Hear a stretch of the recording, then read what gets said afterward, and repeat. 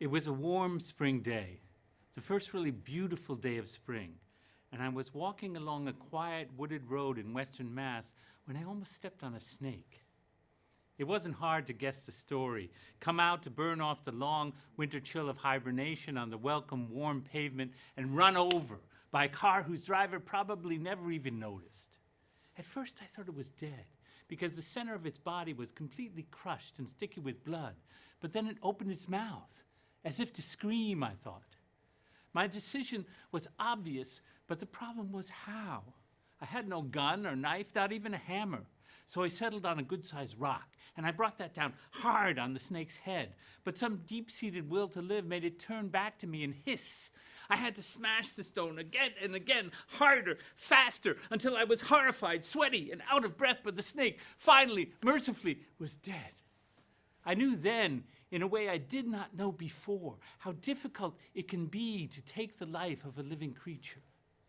Of course, it is easier if you have the proper tools, like a sharpened sword, and the right mix of unrequited rage and religious fervor, and your compatriots with a video camera are urging you on. Then you can put all that unmitigated anger into one clean cut, knowing that the victim will die quickly, whether or not he sobs uncontrollably or stares into the camera with stoic hate.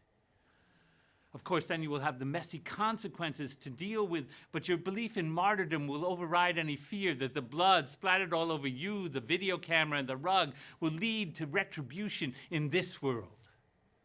On the other side of the world, it is even easier to kneel in a beautifully appointed Oval Office with fierce advisors and obsequious aides gathered around and offer a prayer.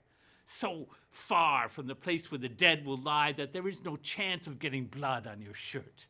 No possibility of hearing the wild, uncontrollable keening of a mother who has, in some perverse, illogical fate, survived her child. There is no effort in such a choice, no possibility of pursuit, no need to wash your hands. For me, on that spring day, I could not leave the body of the snake there to be pounded into the pavement, so I traded my rock for 2 good sticks and gingerly scraped it off the road and laid it under the trees and covered it over with a thin layer of dirt and leaves.